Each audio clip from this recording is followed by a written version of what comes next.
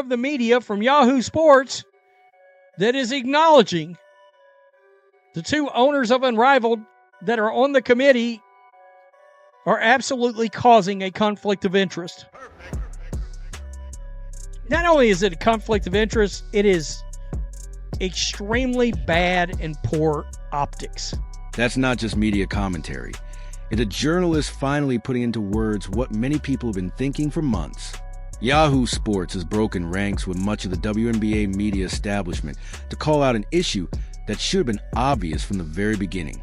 Breanna Stewart and Nafisa Collier are negotiating against the same league they're actively trying to compete in, a clear conflict that went largely unaddressed until now.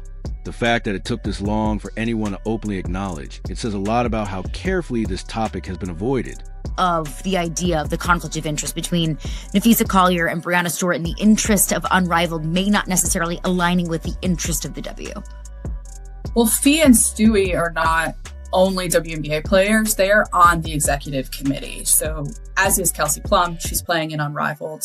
3 of the 7 people on that board who can now vote for a strike are part of Unrivaled. That is not necessarily a bad thing. I think the thing about conflict of interest, though, is just the simple fact that you as a person have interests that conflict with one another. Yeah. The key thing is just keeping in mind that that is Let's break down exactly what's happening here. 3 of the 7 members on the WNBA Players Association Executive Committee who have the power to vote on authorizing a strike are directly tied to Unrivaled. Breanna Stewart and Nafisa Collier founded the league, while Kelsey Plum is both a player in it and an equity holder. These aren't just athletes with side contracts overseas. They are owners and stakeholders in a competing basketball league that stands to benefit if the WNBA shuts down. The situation becomes even more troubling when you look at the decisions being made. The executive committee voted to authorize a strike over a CBA proposal, rejected salary increases that would have raised player pay to 9 times current levels, and did so while several of its key decision-makers are running a startup league that would need the WNBA schedule cleared in order to survive. Our Fee and Stewie run this league that makes them money. There are players who played in the first season who have equity in the league who are able to make money off of this league, right? And that's the thing, is just to keep it in mind that these are 2 different things. If we want to go all the way back, like players have been playing overseas the entirety of the WNBA. That is also a conflict of interest because, as we know, the schedules overlap. You have to make decisions, all of these kinds of things. But to say that there is no conflict of interest is absolutely ridiculous, because there is. Of course there is. You can say that you'll take your personal interest out of something, but we're all human, right? Like, these biases exist. You can't always totally and completely take maybe a... Here's what makes this especially problematic. The journalist is right when she points out that you can't fully remove personal interest from decisions like these. Those biases exist whether they're acknowledged or not. Stewart and Collier may claim they can compartmentalize their business interests from their responsibilities to the union, but that's not how human psychology actually works. There's simply too much at stake for them personally. Unrivaled has just finished its first season with limited buzz, no major stars beyond its founder circle, and a format that hasn't fully connected with fans.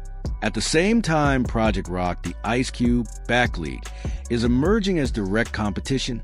If the WNBA were to go on strike, Unrivaled would suddenly have a massive opportunity to pivot, expand, and potentially even shift to a traditional 5-on-5 format, while the established league is forced to shut down. Is it a concern of yours, though? It's always going to be a concern of mine, no matter what we're talking about.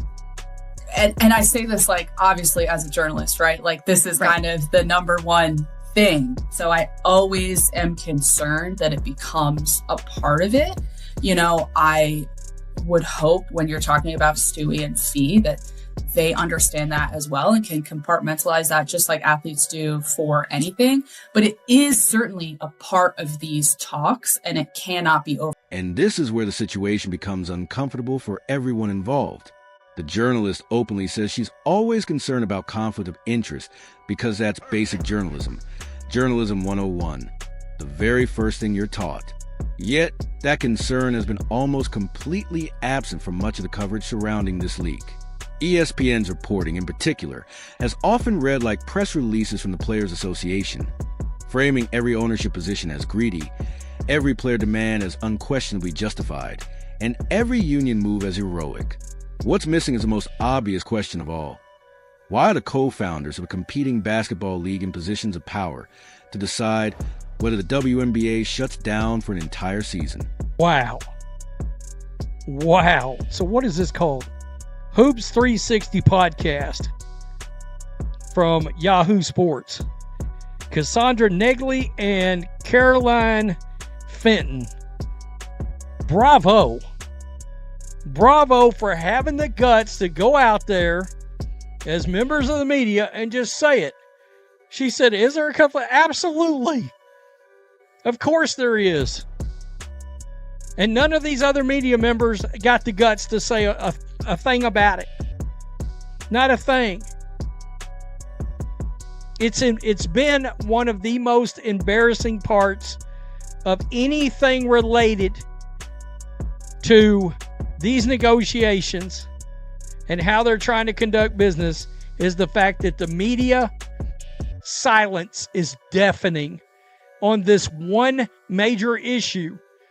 And understand, if somebody like me and somebody like them sits back here and bangs the table that this is a huge... Now consider what the owners are thinking in this moment. Put yourself in their position. They're negotiating with a union that has already authorized a strike, facing a proposal projected to cost the league $700 million. On the table are salary increases that would multiply current player pay by 9 times. Yet sitting across from them are individuals who literally own or have equity in a competing business, one that's fighting for the same players, the same sponsors, and the same television windows. How do you negotiate in good faith under those conditions? How do you trust that a rejection is truly about fair compensation and not about creating an opening for a rival venture to step in? This isn't wild speculation. It's basic business logic. If someone owned a restaurant and was negotiating with the restaurant across the street while also sitting on the neighborhood committee that controls parking rules, everyone would immediately see the conflict. But in the WNBA, we're being asked to pretend that same dynamic is perfectly acceptable. Owners feel about it. How do you think they feel about it? They're sitting back going, wait a minute. These people are on the committee. Hell, the president is now playing for Project B. And they can authorize a strike? You know, I think the WNBA Players Association better be careful of one thing. Because what happens when the owners say, let's lock them out for the hell of it? Let's lock them out to send them a loud and clear message. Let's not only lock them out, but tell them you're not getting that revenue sharing, period. Here's the nuclear option that almost nobody is talking about yet. What if the owners decide to lock out the players instead of waiting for a strike? They could simply shut everything down, send a clear message, and tell the Players Association that revenue sharing is completely off the table. No negotiations, no compromises, just cutting losses and moving on. In that scenario, the idea of a strike suddenly becomes very real, and the lines are drawn fast. You quickly find out who is truly committed to union solidarity, and who might be willing to cross that line when a 9-time salary increase is on the line. Players like Caitlin Clark and Paige Buchers aren't naive. They see the conflict of interest and understand that Stewart and Collier may have motivations beyond securing the best deal for all WNBA players.